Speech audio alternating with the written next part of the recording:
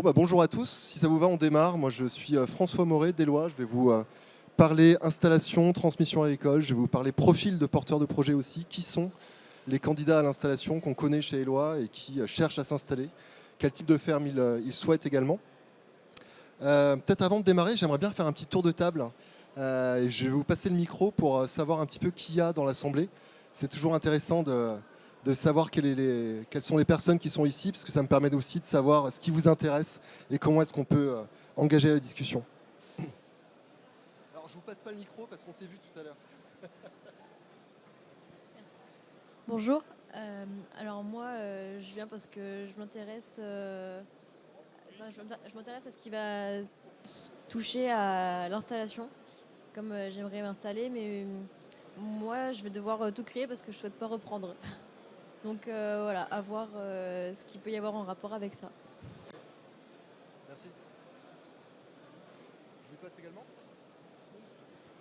Bonjour, je suis enseignante en lycée agricole et j'accompagne des étudiants en BTS production animale. Et on a tous les cas de figure des jeunes qui vont s'installer, soit qui reprennent les fermes familiales, soit qui, comme la demoiselle, créent à partir de leur projet personnel, soit font des reprises. Comme ce sont mes étudiants toute l'année, je suis intéressée par cette présentation. Bonjour, François. Donc je suis chargé de recrutement sur une association de promotion sociale agricole. Donc c'est un centre de formation plutôt pour adultes. Donc on a 2 formations qui permettent de délivrer la capacité professionnelle agricole. Voilà. Frédéric, donc je suis formateur dans le même centre de formation que François. À Rodez, à DPS.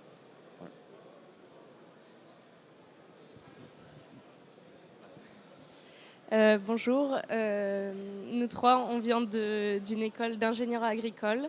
Voilà, on est en 2e année et dans mon cas, moi je pense peut-être m'installer en agriculture, mais j'aimerais bien découvrir beaucoup plus le milieu parce que j'ai l'impression de rien connaître encore. Voilà, parce que mes parents ne sont pas du tout de ce milieu-là. Donc voilà.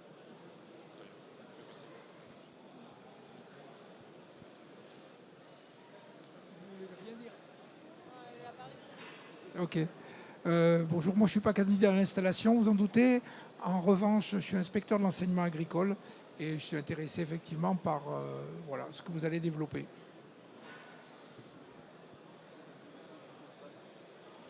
Désolé, vous êtes en train de manger, je le passe à votre voisine.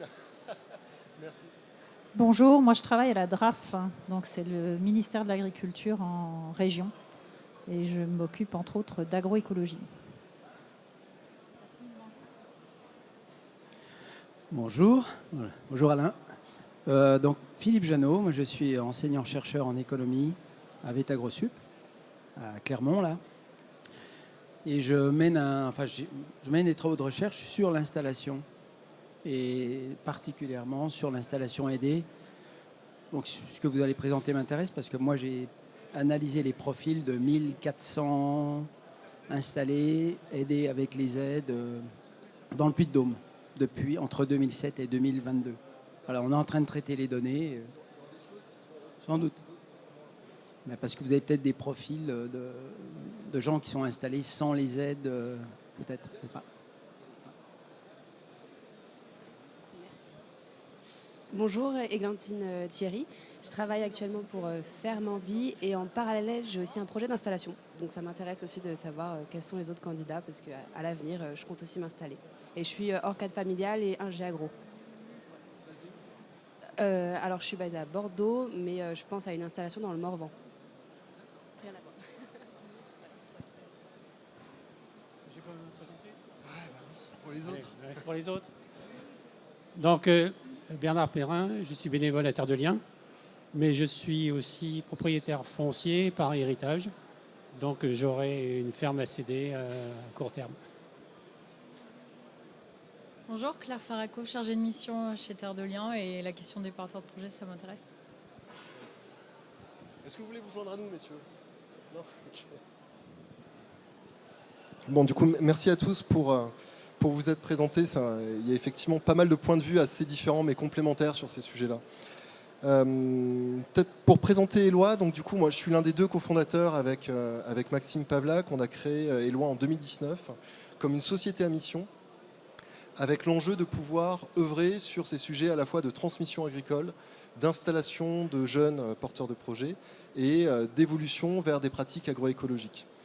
On travaille du coup à favoriser les transmissions et les installations, évidemment. On a une équipe de 10 personnes aujourd'hui et on a une 50aine de projets en cours qui sont encore, vous le voyez sur la carte, assez majoritairement dans l'ouest de la France parce que c'est là qu'on a démarré. On a construit du coup le modèle opératoire d'Éloi avec les OPA en Bretagne, avec la Chambre d'agriculture, avec la SAFER, avec le département, avec la région. Ça a été un peu la première terre sur laquelle Éloi a agi. Et depuis, du coup, on a élargi avec des équipes qui sont à Nantes, à Rennes, à Lyon désormais aussi, et avec de plus en plus de projets qui sont aussi sur ces territoires-là, d'où notre présence aujourd'hui au sommet de l'élevage. En termes de démarche, du coup, pour faire arriver ces installations, on a une approche qui peut être un peu différente de celle d'autres acteurs plus traditionnels de l'installation agricole.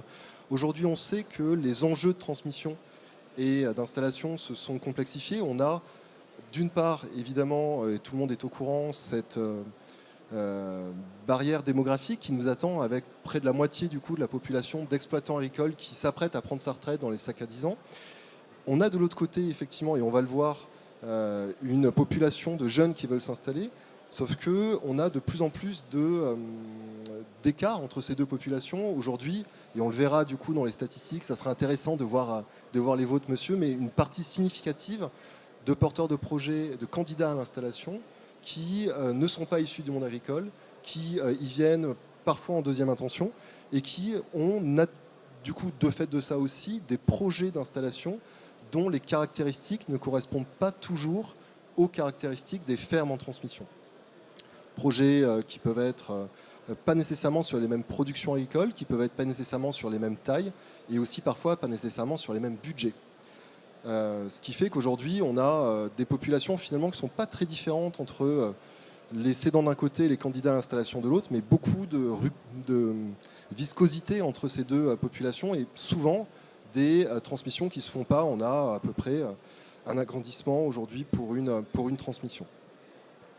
La manière dont on aborde le problème chez Éloi, c'est de renverser en fait ce prisme et de partir des porteurs de projets. On a fait le travail de construire une communauté relativement large de porteurs de projets. Aujourd'hui, il y a plus de 1000 porteurs de projets qui ont un projet sérieux d'installation, qui cherchent du foncier, qui se sont adressés à Éloi, avec qui on a échangé, qui nous ont partagé leur région d'installation souhaitée, l'activité qu'ils souhaitent mener, la date d'installation souhaitée aussi, c'est important, le type de ferme qu'ils cherchent en termes de nombre d'hectares, en termes de type de bâtiment, poids de bâtiment, est-ce qu'ils souhaitent une maison, pas de maison, ainsi de suite, et aussi leur budget d'installation souhaité.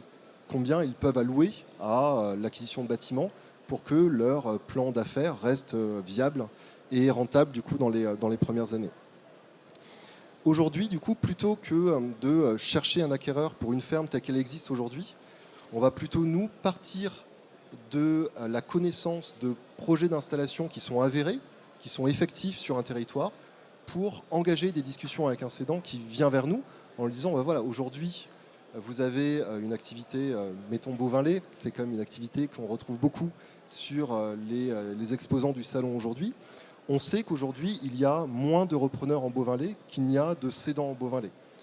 Donc il y a des fermes qui vont évidemment se transmettre au bovin-lait, et heureusement, on en a besoin. Pour autant, du point de vue du cédant, il peut être intéressant de réfléchir à comment la ferme peut évoluer, quelles autres activités elle peut accueillir. Et c'est ça qu'on vient faire. On vient travailler du coup sur la base des projets qu'on connaît pour définir du coup une stratégie de reprise en disant cette ferme, elle va pouvoir évoluer et on peut trouver une solution de transmission à votre ferme qui n'est pas simplement de reconduire demain exactement l'activité qui était conduite aujourd'hui. En termes de projets, je ne l'ai pas dit, mais n'hésitez pas à m'interrompre, plus l'échange est interactif, et il y a beaucoup de gens ici qui ont une connaissance importante de ces sujets-là, plus il y a d'interaction, meilleure sera la discussion. En termes de modalités, de projets qu'on peut être amené à mener, il y en a plusieurs et elles correspondent fondamentalement au type d'inadéquation qu'on a entre la ferme à transmettre et les projets qui existent sur le territoire. On peut avoir des projets, ce qu'on appelle nous en 1 pour 1, c'est-à-dire qu'on va installer un porteur de projet qui va reprendre la totalité de la ferme qui est en transmission. Là-dessus, ça peut s'accompagner, et ça s'accompagne souvent d'un changement d'activité. On va avoir des exemples du coup de fermes qui ont été transmises. Ça peut être des changements d'activité d'élevage vers culture, ça arrive. C'est beaucoup plus souvent des changements d'activité entre types d'élevage, notamment des passages de bovins à petits ruminants, liés en fait à une dynamique d'installation de porteurs de projet. Là aussi, ça sera intéressant de voir du coup au niveau des personnes qui sont dans l'enseignement agricole, les dynamiques aussi qu'ils observent. Nous, on a vu un peu partout aussi ces dynamiques plus fortes sur les élevages de petits ruminants qui aujourd'hui ont des populations de porteurs de projets formés qui cherchent des fermes et qui ont souvent des fermes, des caractéristiques de fermes qui peuvent assez bien convenir avec des fermes anciennement en bovins. Donc premier type de projet, des 1 pour 1, où on vient essentiellement amener une définition du prix de transmission qui est conforme à ce que le projet cible pourra payer, et avec parfois, assez souvent quand même, une évolution du coût de l'activité. Premier type de projet. Deuxième type de projet, ce qu'on appelle nous des grappes, ce qu'on a présenté hier au Sommet d'Or, et on a eu un Sommet d'Or pour la présentation de ce type de projet. C'est fondamentalement la conséquence qu'on tire du fait qu'il n'y a parfois pas de projet qui a la capacité tout seul de reprendre l'intégralité d'une exploitation. Et en fait, ce qu'on fait dans ce cas-là, c'est qu'on vient identifier plusieurs porteurs de projets qui ont chacun leur projet d'installation, qui peuvent être complémentaires entre eux et qui, ensemble, ont la capacité de pouvoir reprendre le poids de foncier, le poids de bâtiment, en étant chacun chez soi, complémentaires et voisins, mais en ayant du coup une équation qu'on arrive à résoudre, là où sinon elle serait restée bloquée. Le troisième type de projet qu'on peut être amené à mener, c'est ce qu'on appelle nous une diversification. C'est fondamentalement une grappe, mais le moment et le contexte dans lequel on vient le faire est un peu différent. Dans le cadre d'une grappe, on est dans un cas de transmission de ferme, donc on a un cédant qui arrête son activité. Dans le cadre d'une diversification, c'est un cédant qui conserve son activité, qui la ressent sur une partie de la ferme et de l'activité qu'il a actuellement, et qui va identifier un poids de foncier, un poids de bâtiment qu'il peut vendre ou louer à un porteur de projet. Et là-dessus, c'est un type de projet qu'on n'avait pas envisagé initialement. Et c'est des agriculteurs qui sont venus nous voir en disant voilà, moi j'ai envie de préparer ma retraite, j'ai une activité de polyculture élevage. Aujourd'hui, j'ai envie de me recentrer sur la pasticulture et je ne trouve pas d'associé sur l'élevage. Ou alors j'étais en associé et mon associé est parti, j'arrive pas à le remplacer. Ou j'ai besoin de faire entrer du coup des fonds dans la structure parce que j'ai besoin de recapitaliser. Ça peut être un ensemble de raisons, ou alors j'en ai marre d'être seul, ça arrive aussi, ou j'ai développé des circuits courts et pour les faire mieux fonctionner, une deuxième activité peut tourner. Il y a plein de cas d'usage qui font qu'on arrive aussi à faire des projets de diversification, donc d'installation de jeunes aux côtés d'un agriculteur qui lui reste en place avec des activités complémentaires. Sur le type d'accompagnement que fait Éloi, comment est-ce que nous on intervient sur tout ça? Nous, on va avoir une intervention sur 4 domaines principaux. Le premier, c'est travailler avec le cédant. De toute façon, un projet de transmission, ça part d'une ferme. Donc, travailler avec lui pour définir sa stratégie de transmission, quel type d'activité on va pouvoir y mettre, quel prix de cession on peut envisager pour que les activités qui souhaitent s'y installer, ça soit au bon prix pour qu'elles puissent être viables et rentables demain. La diffusion auprès des porteurs de projets. On est aujourd'hui beaucoup en communication sur les réseaux sociaux. On n'est pas les seuls à faire ça. C'est très lié au fait qu'aujourd'hui, la sociologie des porteurs de projets fait que ils ont, on le verra, un âge moyen d'à peu près 35 ans chez Éloi. C'est des gens qui sont aujourd'hui massivement sur ces réseaux. Et c'est un bon moyen aussi pour eux de pouvoir s'informer, d'être en contact avec des gens qui font les mêmes choses. C'est un bon moyen de les toucher et qui sachent qu'il y a une ferme en transmission, une opportunité d'installation pour eux.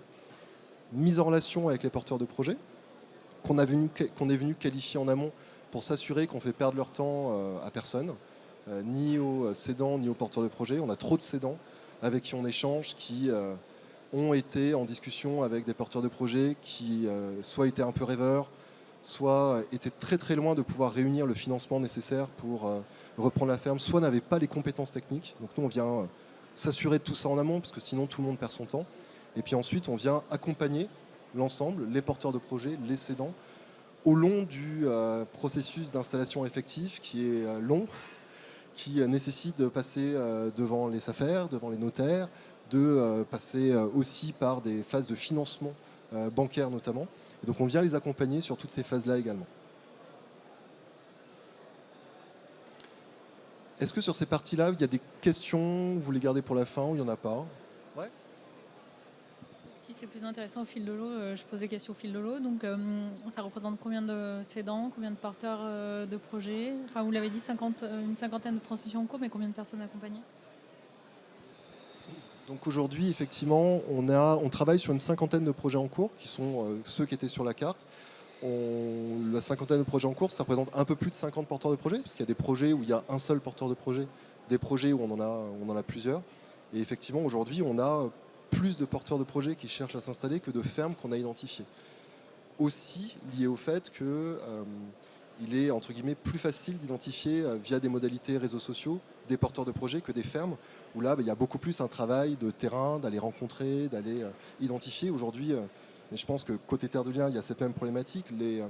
Un cédant qui cherche à transmettre, c'est pas forcément facile pour lui d'identifier quelles sont les structures vers lesquelles il peut se tourner pour avoir justement un accompagnement dans sa transmission. Il y a les structures, entre guillemets, très bien fléchées, très bien identifiées, où il va aller naturellement via le point accueil-transmission.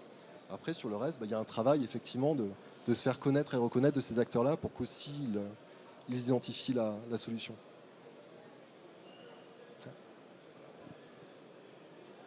Est-ce que vous avez d'autres questions sur cette partie amont avant de passer sur les profils de porteurs de projets?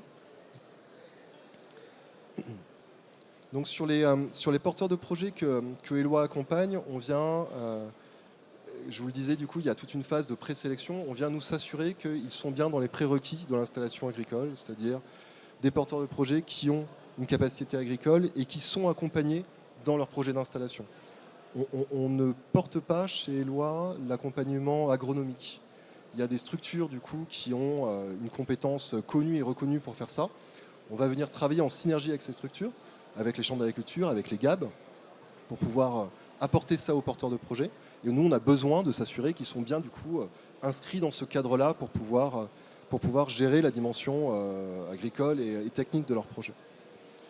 On va s'assurer du coup qu'ils ont un apport financier qui leur permet de supporter globalement les frais de transaction. Aujourd'hui, on a des banques qui peuvent parfois financer à 110%, et c'est tant mieux.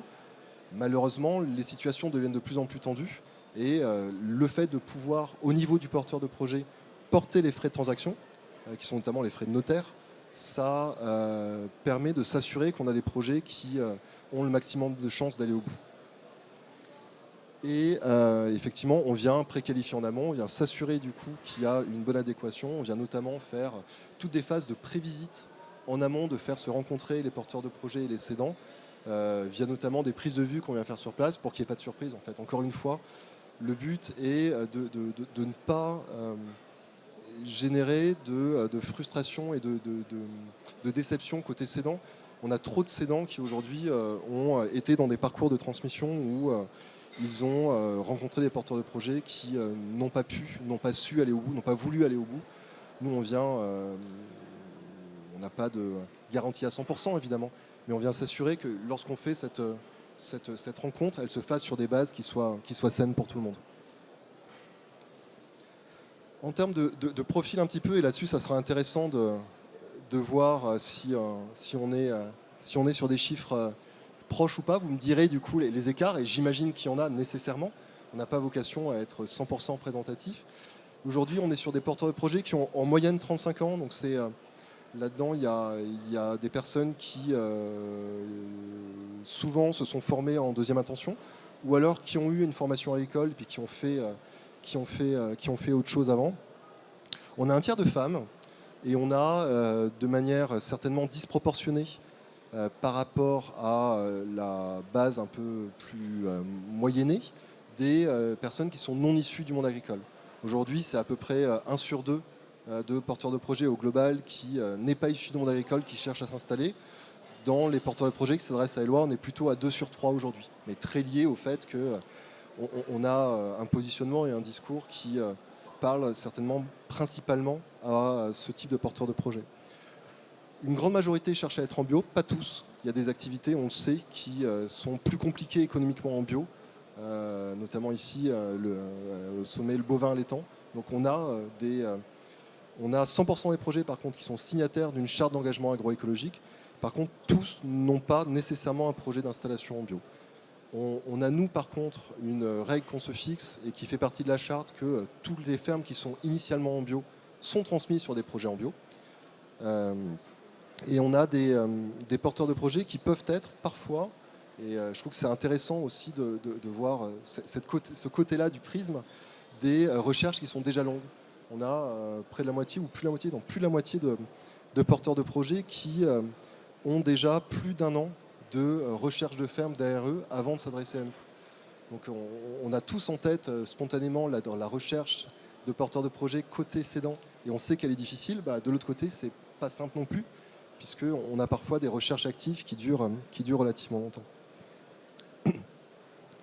En termes d'activité, il y a une surpondération du maraîchage, encore une fois très liée au fait qu'il y a une proportion de NIMA importante. Il n'y a évidemment pas 50% de fermes qui permettent de faire du maraîchage. Il y a quand même pas mal d'éleveurs dans tout ça. Il y a des projets aussi en grande culture. Et après, il y a un petit résidu de projets plus atypiques. Ça va être des projets champignons en bâtiment, des projets escargots, et des projets qui sont vraiment un peu à la marge et sur lesquels parfois il est d'ailleurs assez compliqué de se positionner. Autre point intéressant de cette démographie de porteurs de projets, très lié aussi au fait que le nombre d'hectares recherchés est parfois plus faible que celui qu'on observe sur les fermes.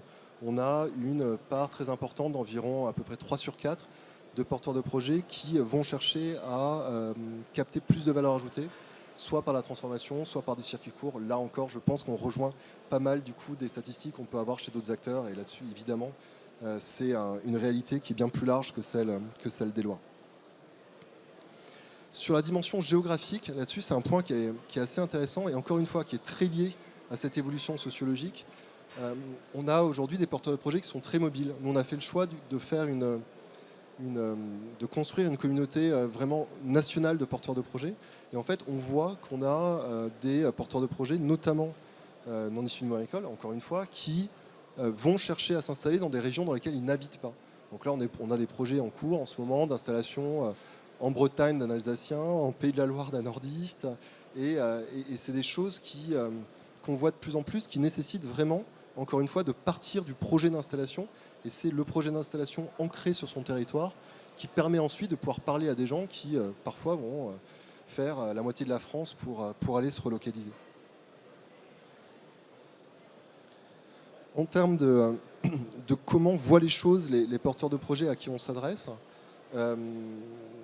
la quasi-totalité, voire la totalité d'entre eux, donc là on l'a arrondi à 100, il y a des petites exceptions, mais c'est vraiment le gros message, cherchent à être propriétaires de leur bâtiment, très liés au besoin de les faire évoluer demain pour notamment construire soit de la vente à la ferme, soit du coup du bâtiment de transformation, et avec le fait de pouvoir le faire entre guillemets simplement en étant pleinement propriétaires de leur bâtiment. Il y a des gens qui cherchent une maison, des gens qui n'en cherchent pas.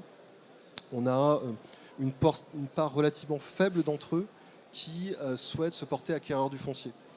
Et là-dessus, on a évidemment une part un peu plus élevée de cédants propriétaires de leur foncier qui cherchent à le transmettre.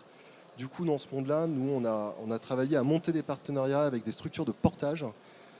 J'espère bientôt avec Terre de Liens. On n'a pas encore eu l'occasion. Mais on a discuté avec vos collègues hier qui nous ont dit que les délais d'instruction étaient plus courts que ceux qu'on avait en tête. Donc le mettez dans un champ possible, avec l'idée de pouvoir œuvrer en synergie avec des structures qui ont un métier autre que le nôtre, qui est sur l'acquisition d'un foncier, la capacité à le mettre en location en bail rural, la capacité à sécuriser ce foncier aussi pour la transmission future du porteur de projet. On a trop vu de transmissions avec des cédants qui perdent des hectares avec la valorisation associée de la ferme. On en parlait aussi. Donc voilà, lorsqu'on a ces situations d'un cédant vendeur des terres, d'un porteur de projet qui ne souhaite pas les acquérir, on vient nous brancher en fait des partenaires de portage. C'est pas une chose qu'on a construite nous en interne. Donc voilà globalement sur les porteurs de projets, c'est vous retrouvez des caractéristiques non ?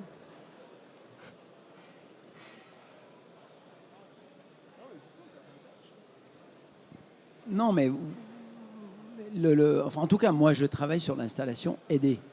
Dans le Puy-de-Dôme, et on n'a pas du tout les statistiques que vous montrez là.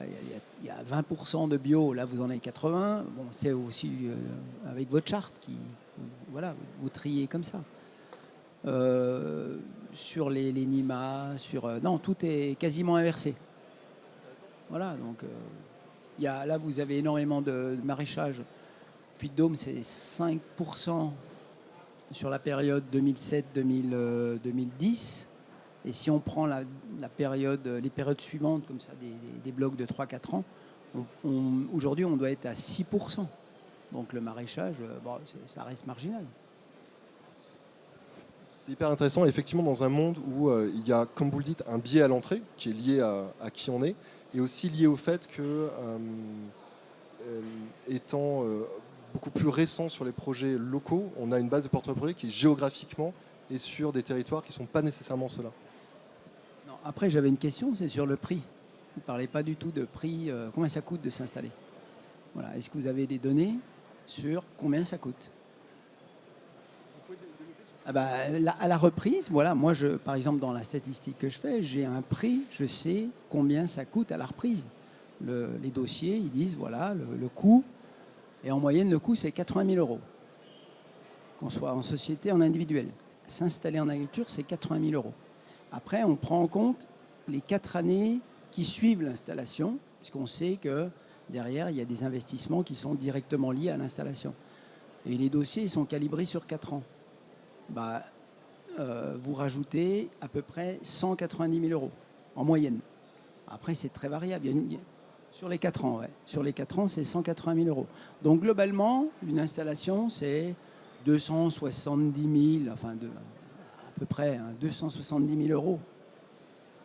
C'est pas 500 000, c'est pas... Alors, je dis pas qu'il n'y a pas... Nous, on a des dossiers, l'installation, c'est 1 million d'euros. Et puis, le plus faible, c'est 13 000. Quand je dis 13 000, c'est sur 4 ans. Et puis 1 million, c'est sur 4 ans. Donc on a tous les profils. Et en société, en individuel, ça change complètement la donne. Donc, alors bien sûr, on dit c'est très cher de s'installer. C'est plus compliqué que ça, quoi. C'est un peu simpliste de dire c'est très cher et c'est ça qui explique qu'on ne s'installe pas. Là, pour le coup, sur ce point-là, je vous rejoins tout à fait. J'ai quelques exemples qui sont dans la présentation. On n'a évidemment pas mis tous les chiffres aussi parce que tout n'est pas partageable. Là-dessus, on est sur des ordres de grandeur qui sont très similaires à ceux que vous avez présentés. Et je trouve ça intéressant parce qu'en fait, ces ordres de grandeur-là ne sont pas exactement les ordres de grandeur des fermes en transmission. Alors peut-être dans le Puy-de-Dôme, oui. Si je prends globalement, du coup, sur tout le portefeuille du coup, de toutes les fermes qu'on a visitées, rencontrées, les cédants avec qui on a discuté, on est sur un écart assez significatif entre la capacité de paiement d'une installation d'un côté et le prix de transmission de l'autre.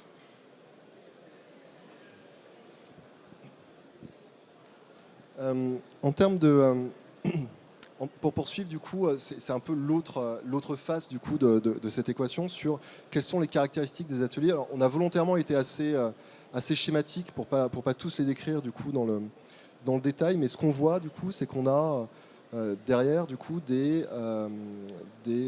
si on prend vraiment le gros du coup, des volumes, si on est sur des installations d'élevage, on va avoir des surfaces qui sont des surfaces qui vont être entre 30 et 100 hectares en recherche du coup sur des systèmes laitiers, qu'on soit avec ou sans transformation, et avec du coup, ce qui est intéressant, des caractéristiques de recherche de ferme sur des systèmes livreurs qui vont être finalement assez similaires entre un système bovin et des productions caprines notamment. Donc ça c'est assez intéressant parce que ça permet justement de pouvoir faire la translation de l'une à l'autre. Sur de l'allaitant, on peut être sur des surfaces qui sont plus élevées et sur des contraintes parcellaires qui sont un peu différentes. On a aussi pas mal du coup de projets d'installation port qui vont être sur des surfaces d'une trentaine à une cinquantaine d'hectares. C'est à peu près ça qu'on a en volonté, avec du coup des systèmes qui peuvent s'accommoder de stabulation air paillé qui sont réhabilités du coup pour ce type de production. On n'a aujourd'hui pas dans la base de porteurs de projets Eloi, mais là je pense que c'est totalement un filtre qu'on a mis, de porteurs de projets qui souhaitent s'installer sur des systèmes ports avec iBoty. Ça, ils existent, mais ils ne s'adressent pas à nous. Il y a des poules pondeuses, du maraîchage également, je ne détaille pas. Et sur les grandes cultures, on a pareil du coup des surfaces qui vont être assez variables suivant ou non qu'il y ait des projets de transformation. Les projets de transformation sont ceux qui permettent justement de pouvoir avoir des viabilités d'installation sur des surfaces plus petites. On a des seuils minimaux en deçà desquels on choisit de ne pas intervenir parce qu'on considère que les conditions de pérennité ne sont tout simplement pas présentes.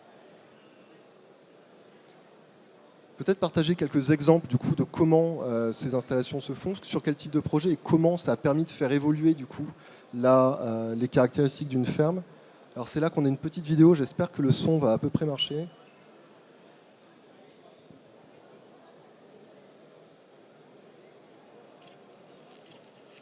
J'ai toujours été sensibilisé par la qualité des aliments depuis très longtemps pour la vente aux particuliers. On monte en micro. C'est pas toujours facile. C'est pas écrit. J'ai pas mieux. Avec les sous-titres, ça va ou pas? Bon, désolé. J'en avais marre de travailler tout seul et de ne plus pouvoir fournir. Il y a un moment, il faut que ça s'arrête.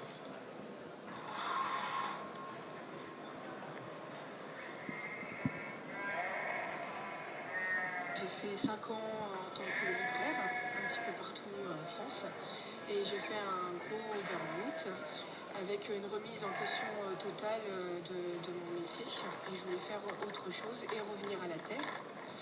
Et je me suis prise de passion pour les brebis, j'ai affiné mon projet et ensuite j'ai commencé à m'intéresser à la fromagerie, donc 6 mois au CFPPA d'Aurillac. Et ensuite, j'ai voulu m'installer. Ça, c'était mon projet. Je ne voulais pas être ouvrière. Je voulais créer mon exploitation. J'ai rencontré Yves dans la foulée, qui avait la même motivation que moi. Et on a commencé donc à vouloir savoir ce qu'on allait faire. Donc, voilà, de la brebis laitière, transformation fromagère et de la commercialisation. On n'aurait pas voulu même que les terrains partent pour grossir d'autres exploitations. En fait, c'est aussi notre souhait que plusieurs familles puissent vivre sur une petite structure. Et donc, Eloi correspond tout à fait à ça. En fait, c'est tout à fait ce que vous mettez en application en mettant en face des porteurs de projets, en face des agriculteurs en place, quoi. Et c'est innovant, c'est nouveau. C'est pas du tout dans l'agriculture qu'on connaît, en fait, qu'on a vécu jusqu'ici, en fait. Et c'est aussi. On est juste là pour s'aider les uns les autres. C'est toute la différence, parce que moi je voulais plus salarié, notre terminus. En même temps, il y a un échange, il y a énormément de dialogue entre nous, et c'est super aussi, parce que je pense qu'ils sont aussi à l'écoute de ce que Thierry peut dire avec son expérience, et puis nous, on est aussi à l'écoute de tout ce qu'ils nous apportent. Ils ont aussi une expérience, mais ils ont aussi le savoir. Ils ont été à l'école beaucoup plus longtemps que nous, enfin, il y a des choses qu'ils nous apportent aussi. Et puis leur expérience de stage et tout ça, donc c'est vrai que c'est intéressant. Mon parcours il est un peu classique, on va dire, dans l'agriculture. J'ai commencé par un CAP agricole, en alternance en brebis, viande et brebis laitières. Donc j'ai poursuivi par un CCTAR et puis après un CSO. Et j'ai pu être embauché en brebis laitière dans une exploitation pendant 4-5 ans. Donc ça a permis de développer mes connaissances en brebis laitière, transformation fromagère. Il nous apporte énormément, il nous ouvre aussi à des choses nouvelles. Ils sont jeunes, ils ont... Et voilà, et ça dynamise l'entreprise. Hein. Ah oui. Il n'y a pas à dire, hein. Quand on est en 1909, ça dynamise l'entreprise, c'est obligatoire. Nous, ça nous booste. Hein. la rencontre avec Éloi, c'est vraiment une rencontre humaine. Et ce qui nous a intéressés avec cet organisme-là, c'est de proposer un site d'exploitation avec plusieurs producteurs. Donc déjà, proposer un pot de bâti qui est beaucoup plus intéressant financièrement pour nous, avec ce côté grappeur qui commence à se développer. Et nous, on a trouvé ça intéressant, au lieu d'évoluer chacun de notre côté, de pouvoir tout centraliser sur le même site d'exploitation et d'être ensemble et de travailler ensemble. Et de retrouver aussi une exploitation à taille humaine, vertueuse, et écologique et éthique. Et ça, c'est vraiment ça qui nous a séduits dans la proposition des lois. Une grappe d'installation, je n'avais pas entendu parler de ça, non? C'est clair. Quand on dit grappe d'installation, si c'est possible, c'est tout bénéf. C'est clair. On charge, on rationalise la manœuvre, on travaille tous ensemble. On est toujours plus fort à trois qu'à tout seul. On s'est senti vraiment entouré par la famille, par cette famille. Et c'est vraiment appréciable, ça fait chaud au cœur. Et c'est rare maintenant de trouver des cédants, des personnes comme ça qui ont un cœur de transmettre leurs connaissances et de transmettre leur exploitation et de nous accueillir vraiment jusqu'au bout de notre projet pour être certain qu'on y arrive en fait dans la finalité. Je dis merci. Merci pour eux. Moi aussi, je dis merci pour eux, parce que vraiment, c'est bien, c'est très bien. Et j'en souhaite de réussir et tout le duo, c'est sûr. Et on va tout faire, tout construire, on va tout faire pour que ça marche. Ça, c'est sûr.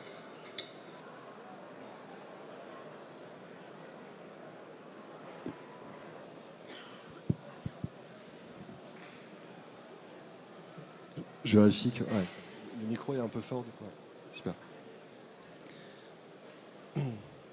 Bon, du coup, cette ferme, du coup, pour reprendre sur les caractéristiques, on était sur du bovin allaitant, 88 hectares, du coup, avec une seule activité et pas mal de bâtiments, notamment pas mal de bâtiments qui étaient non utilisés parce que très liés à des productions qui avaient eu lieu sur l'exploitation mais qui n'étaient plus en place. Et surtout 2 maisons, dont une qui était utilisée en locatif. Aujourd'hui, du coup, il y a un recentrage de l'activité bovin allaitant sur une surface plus petite, une 50aine d'hectares. Il y a un élevage de brebis, lait, transformation, qui a aussi du coup repris une maison en location, parce qu'il en a fait son habitation. Et il y a au 10 janvier, du coup, dès qu'ils ont le droit d'acheter, tout en conservant leur DGA, un couple de maraîchers du coup, qui s'installe, qui est dans les starting blocks, mais qui attend son agrément pour pouvoir s'installer. Le voici en l'occurrence, c'est Benoît qui était prof, instituteur en fait, avant, et lui qui vient d'Alsace du coup. C'est assez intéressant aussi de voir le trajet réalisé pour pouvoir s'installer. Un autre exemple du coup, et je pense qu'on finira là-dessus parce que je pense que vous devez avoir tous, entre midi et 2, c'est pas forcément facile, donc merci déjà d'avoir tenu bon et d'être venu vous intéresser à ces sujets. On a Marilène du coup qui, elle, a son BPREA d'élevage et qui s'installe du coup sur 100 hectares. En système caprin livreur, on était sur une ferme anciennement en bovin allaitant, bio, qui reste en bio. Et ce qui est assez intéressant ici sur ce projet, c'est que c'était un projet de grappe à la base, avec Marilène qui initialement était sur un projet plus petit, de l'ordre d'une 40aine d'hectares, avec transformation. Et en fait, c'est la visite de la ferme, les discussions avec la laiterie du coin qui l'ont amené à faire évoluer son projet et à faire une reprise totale de l'exploitation. Donc on voit aussi parfois, et c'est pas le premier, c'est pas le seul, de projets comme ça qui démarrent sur des périmètres, peut-être des marches un peu plus faciles à envisager pour des porteurs de projets et qui finalement, du coup, en trouvant les bons partenaires locaux, en trouvant la bonne sécurisation aussi de leurs débouchés financiers et de production, leur permettent d'envisager des reprises. Et là, on est sur, je ne sais pas s'il y a le chiffre, mais on est sur une reprise de 110 000 euros. Donc, du coup, on est à peu près dans des zones proches de celles que vous discutiez tout à l'heure. 120, voilà, je n'avais pas le bon chiffre. Voilà. Voilà globalement pour cette présentation. Est-ce qu'il y a des questions, des commentaires, Oui. Oui. Ouais, j'ai trouvé intéressant les exemples des fermes qui sont en cours de transmission, mais moi ce qui m'intéressait, et je pense pas que vous l'ayez dit, c'est comment vous avez bossé avec les cédants, avec les porteurs de projets, comment vous êtes intervenu, qu'est-ce qui était compliqué, et voilà, qu'est-ce qui a fait que ça a marché au final. Merci. Beaucoup d'éléments dans cette question. Qu'est-ce qui peut être compliqué Tout est compliqué. C'est des projets qui sont intrinsèquement complexes. Et je pense que les projets Terre de Liens sont complexes, les projets FEV du coup sont complexes aussi. Il y a beaucoup d'humains là-dedans et une bonne partie des complexités vient de là. Et une bonne partie du plaisir quand ça marche aussi vient de là. On est nécessairement et intrinsèquement sur un projet qui nécessite de la part du cédant un certain nombre de renoncements. Renoncement de « c'est pas mes enfants qui vont reprendre ». Premier renoncement, pas simple. Deuxième renoncement, c'est peut-être pas la même activité que moi. Troisième renoncement, en plus, ils vont être plusieurs, potentiellement. Donc et tout ça dans un monde où le porteur de projet qui va s'installer est pas toujours sociologiquement fait pour s'entendre avec ce cédant-là. Ils n'ont pas le même âge, ils n'habitaient pas dans le même lieu, ils n'ont pas fait les mêmes choses avant, ils n'ont pas forcément exactement la même vision de ce qu'ils veulent faire de la ferme. Et tout ça nécessite aussi de notre part un accompagnement humain pour permettre à chacun de se comprendre, d'éviter les points de frustration. Et il y en a, parce que c'est des projets qui durent longtemps et qui, pour chacun, sont, d'un point de vue professionnel, le projet le plus important qu'ils vont mener dans leur vie. L'un, parce que c'est le projet qui lui permet de, entre guillemets, d'éteindre la lignée et de partir à la retraite sereinement, d'un point de vue aussi j'ai transmis et financièrement je suis serein, et de l'autre c'est ce qui va dicter ces 20, 30, 40 prochaines années. Donc cette partie-là elle est difficile, enfin elle est difficile, elle est complexe, il faut la gérer, et ce qui fait que ça marche c'est souvent que cette partie-là fonctionne.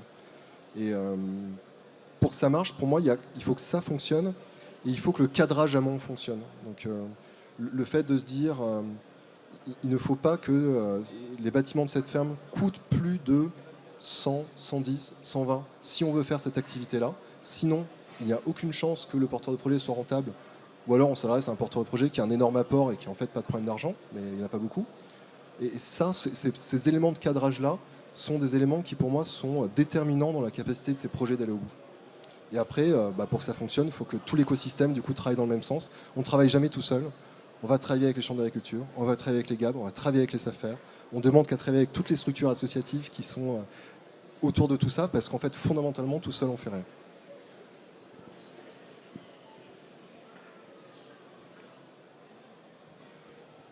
rien. Combien coûte, ordre de grandeur, enfin une fourchette, un accompagnement Éloi? Nous, notre modalité de travail, c'est qu'on travaille avec les porteurs de projet et les cédants, mais celui qui nous paye, c'est le cédant, et il nous paye au moment où il a effectivement réalisé sa transmission. Nos frais d'intervention, ils sont publics, ils sont sur notre site, c'est un pourcentage en fait, donc c'est assez variable en fait. On a un frais d'intervention minimal qui est autour de 12 000 €, parce qu'en fait en deçà de ça, on n'arrive juste pas à mobiliser la bonne équipe, le bon accompagnement et à apporter le bon suivi pour que les choses avancent. Et après, c'est assez variable en fait en fonction de la taille de la ferme. Mais c'est de l'ordre de 12 à 20 000 € à peu près. Donc ça nécessite de ne pas le faire sur des périmètres trop petits non plus, parce que sinon ça ne se justifie pas entre guillemets.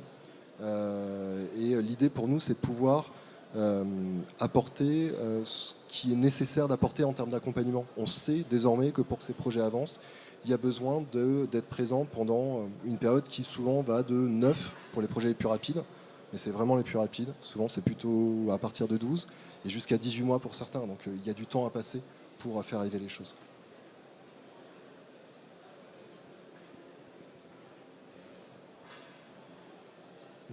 Bon, s'il n'y a pas d'autres questions, je vous remercie déjà d'avoir trouvé l'Agora, parce que moi j'ai failli pas trouver, et de votre attention et de votre intérêt et de vos questions du coup, sur ce qu'on avait à présenter. Merci.